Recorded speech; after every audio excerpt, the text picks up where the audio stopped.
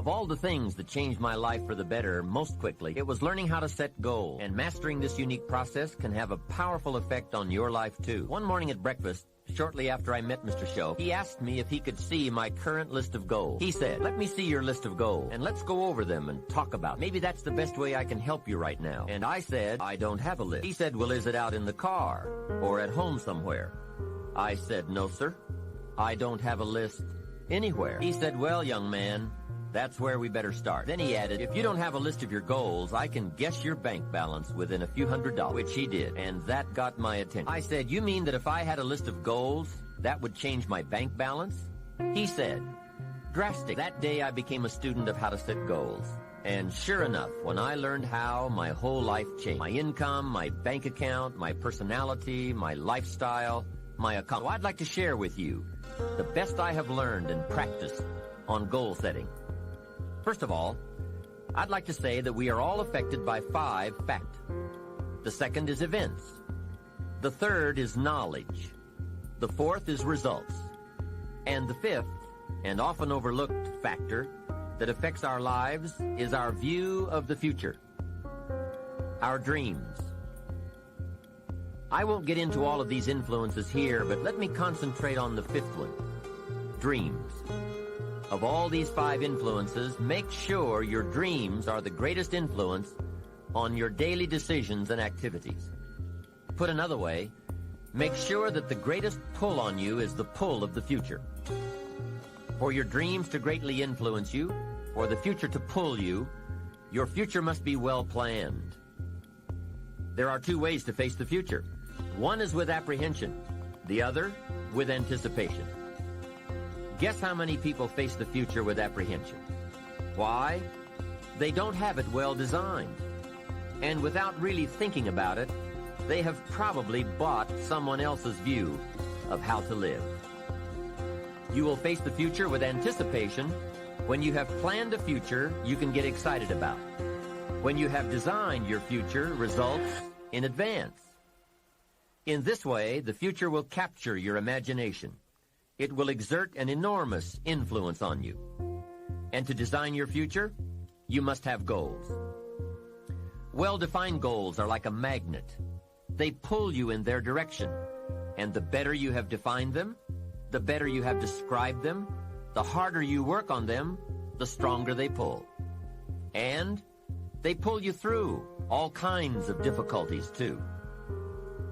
Without goals, it is easy to let life deteriorate to the point where you're just making a living. It is not difficult to get trapped by economic necessity and settle for existence rather than substance. We all have a choice. We can either make a living or design a life.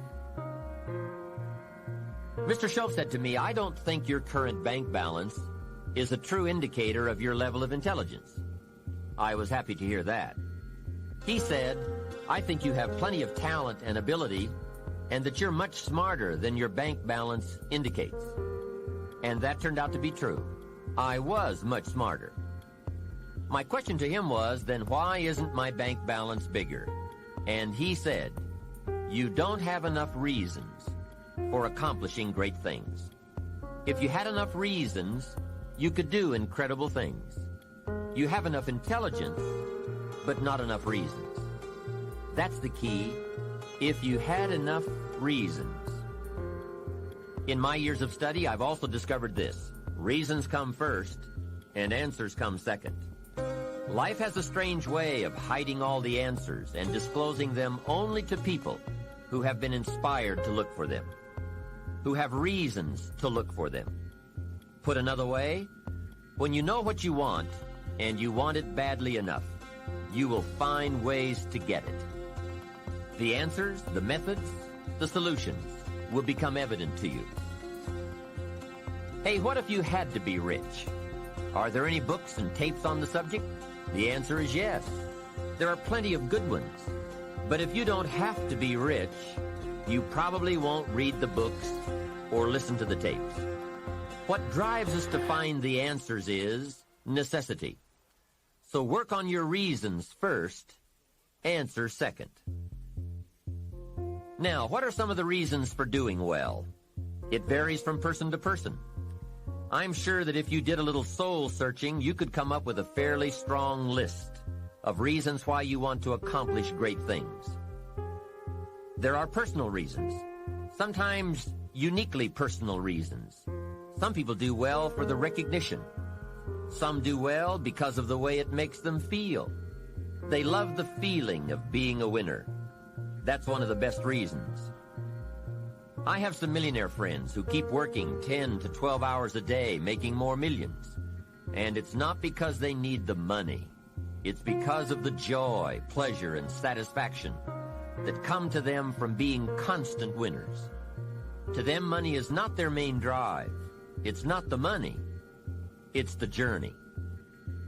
Once in a while, someone says to me, if I had $1 million, I'd never work another day in my life. Hey, that's probably why the good Lord sees to it that he doesn't get his million. Because he just quit. Family is another reason, or motivator for doing well. Some people do extremely well because of other people. And that's a powerful reason. Sometimes we will do things for someone else that we would not do for ourselves. We are made that way. I met a man who once said to me, Mr. Rohn, to do everything I want to do around the world with my family, I need at least $250,000 a year. I thought, incredible. Could a man's family affect him that much? And the answer is, of course. How fortunate are the people who find themselves greatly affected by someone else. It's powerful. Benevolence, the desire to share, can be a powerful reason for wanting to achieve. Some people do extremely well gathering up resources, so they can then be benefactors. When Andrew Carnegie, the great steel magnate, died, his desk was opened, and in one of the desk drawers was found a slip of paper. On that slip of paper, Mr. Carnegie had written his goal for his life, and he wrote it when he was in his 20s. On that slip of paper he had written, I'm going to spend the first half of my life accumulating money. I'm going to spend the last half of my life giving it all away. That's terrific. He was so inspired by that goal that during the first half of his life he accumulated $450 million. And during the last half of his life, he gave it all away. How powerful. What has you turned on? What has you getting up early, hitting it hard all day and staying up late? What has you inspired? Next question, what's got you turned off? When I found the answers to those two questions, my life exploded into change.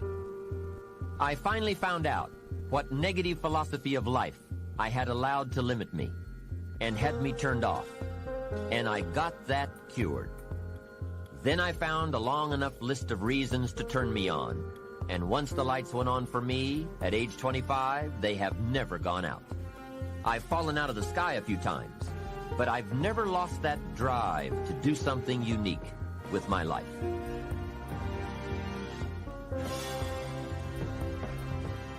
Here's how simple now goal setting is. It's not mysterious. You don't have to anchor, you don't have to focus, you don't have to visualize, none of that stuff. Here's how simple goal setting is. Changed my life. Decide what you want and write it down. I mean, that's how profound this stuff is. Decide what you want and write it down. Make a list. Where do you want to go? What do you want to do? What do you want to see? What do you want to be? What do you want to have? What do you want to share? What projects would you like to support? What would you like to be known for? What skills would you like to learn? Some extraordinary things you'd like to do, ordinary things you'd like to do, right? Silly little things you'd like to do, very important things you'd like to do. Decide on all that stuff and write it down, write it down, write it down. That's how simple this stuff is. And it's your own private list. If it's really private, you know, on your list, put some stuff in code where nobody can understand it if this list fell into unfriendly hands. And simple things, whatever. Foolish things, doesn't matter. It's your list. I had a little revenge on my first list. Budget finance, who used to harass me. I got 2 or 3 payments behind. This one guy called incessantly. Said, we're going to come get your car, drag it rear end up down the street in front of your neighbors. Put me down something fierce. When I met Shof, got my life straightened out, one of the first things on one of my lists was budget finance. And when I finally got the money, I needed a little drama in my life. Finally got the money to pay them off. I put it in small bills in a big briefcase. Walked into the budget finance office on Wilshire Boulevard in Los Angeles. The guy who harassed me so often, his desk was about 3 back. I opened the door, walked in, right up to his desk, stood right in front of him, never said a word. He said, well, what are you doing here? Didn't say a word. I opened up this briefcase, dumped this pile of money all over his desk. I said, count it. It's all there. I'll never be back. Turned around, walked out, slammed the door.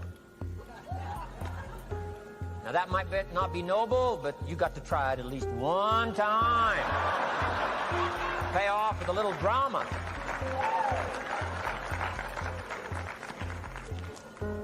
Got to check them off my list. Keep your list with you. I keep my list in my journal so that I can go back. 5 years ago, here was my list. And I'm a little embarrassed. Here's what I thought was so important now.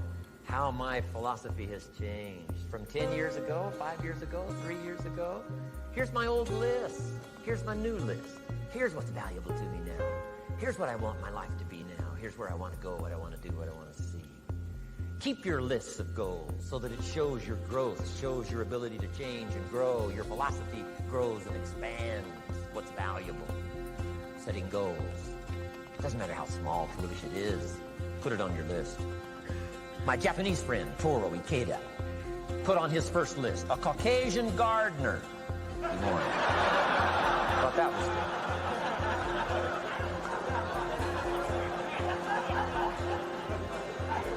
I like that.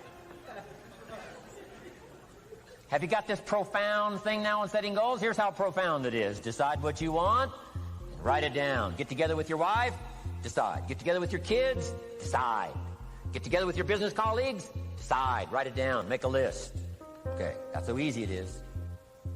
Now let me give you one more scenario on setting goals. When I started making my first list, Mr. Shof said, Mr. Rohn, looks like we're going to be together for a while. He said, I've got a suggestion for you. He said, I think one of the first goals you ought to set, you're a 25-year-old American male. Sure, you've made some mistakes, but now you're on the road to better things. You got a family, worth it. Reasons makes the difference. And he said, you've got every reason to do this. He said, why don't you, among all the goals you're going to set, he said, why don't you set a goal to become a millionaire? A millionaire. This is America. All the possibilities are available. Why don't you set a goal to become a millionaire? He said, it's got a nice ring to it. Millionaire. Enough zeros to impress your accountant? Millionaire. And he said, here's why. Now, I thought, the man doesn't need to teach me why. I'm thinking, wouldn't it be great to have $1 million? He said, no, that's not it. Here's why. And I had one of the greatest lessons I ever learned, and I'm about to share it with you. This will be worth the price of being here today if you can capture what I'm about to share with you. Here's what Mr. Shof said. Set a goal to become a millionaire. And he said, here's why. For what it will make of you to achieve it. I got one of the greatest classes in one sentence I've ever received in my life. Set a goal that'll make you stretch that far. For what it will make of you to achieve it. What a brand new reason for setting goals. What an all-encompassing challenge to have a better vision of the future. What for? To see what it will make of you to achieve it. And here's why. The greatest value in life is not what you get. The greatest value in life is what you become. Major question to ask on the job is not, what am I getting here? That's not the major question. The major question to ask is, what am I becoming here? It's not what you get that makes you valuable. It's what you become that makes you valuable. So Shof said, set a goal to become a millionaire. For what it will make of you to achieve it. Let me give you the key phrase on setting goals. Set the kind of goals that will make something of you to achieve them. Set the kind of goals that will make something of you to achieve them. Always keep that in mind. What will this make of me? If I set this goal and go for it, not only will I achieve it, but what will it make of me in the process? What a whole new concept on setting goals. Now, there's two parts to this, and then we're wrapping up goals. Here's the first part now in this goal setting for what you become. Number one, don't set your goals too low. Interesting, we teach in leadership. Don't join an easy crowd. You won't grow. Go where the expectations are high. Go where the demands are high. Go where the pressure's on to perform, to grow, to change, to develop, to read, to study, to develop skills. I belong to a small group. We do business around the world. You cannot believe the expectations at that level. What we expect of each other in terms of excellence. Far beyond average. Why? So that we can each grow, so that we can receive from the group, we can contribute to the group. Something unprecedented. It's called living at the summit. Go where the demands are high. Go where the expectations are strong, so that it'll provoke you, push you, urgently insist that you not remain the same for the next couple of years, the next 5 years, that you'll grow and change. So don't set your goals too low. The guy says, well, I don't need much. Well, then you don't need to become much. Now, here's the last part on setting goals. Don't compromise. Don't sell out. There were some things I went for back in those early years that I paid too big a price for. If I'd have known how much it was going to cost me, I never would have paid, but I didn't know. Don't sell out. Ancient phrase says, count costs, count costs, count costs. An ancient story says, Judas got the money. You say, well, that's a success story. No. It's true, 30 pieces of silver in those days was a sizable fortune. You say, well, if a guy's got a fortune, right, that's a success story. No, you don't understand. His name was Judas. Doesn't that ring a bell? Judas. You say, oh, yes, Judas, the traitor. That's right, the traitor got the money. Doesn't that change the story? And the answer is, of course, it changes the story. Interestingly enough, after Judas gets the money from becoming a traitor, he's got the money in his hot little hand, and now he's unhappy. Somebody says, well, if you had a fortune, how could you be unhappy? Well, he wasn't unhappy with the money. He was unhappy with himself. Key phrase, the greatest source of unhappiness is self-unhappiness. The greatest source of unhappiness doesn't come from outside. The greatest source of unhappiness comes from inside. And here's where the erosion starts, doing a little less than you could. That's where the beginning little infection of unhappiness starts, doing a little less than you can, not feeling that good about yourself. So don't let that happen. Judas is unhappy. He says, what'll I do? He says, oh, I'll just take the money back. Walked in where he got the money and said, here, take this money. I'm unhappy. They said, heck with you, Judas. We got what we wanted. You got what you wanted. Out. They threw him out with his money. Judas says, well, what'll I do now? He says, oh, clever. Should have thought of this first. I'll just throw the money away. And he proceeded to throw his fortune away. Why would he throw his fortune away? He was so unhappy with himself. That's not even the end of the scenario. After he threw his fortune away, he couldn't change what he became, a traitor. And now, in total abject frustration, he goes out and hangs his worthless self.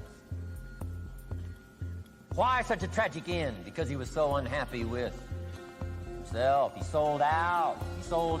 He paid too big a price. Ancient script sums it all up and said, what if you gained the whole world? Cost you your soul. Too big a price to pay. If you got the whole world, don't compromise your value.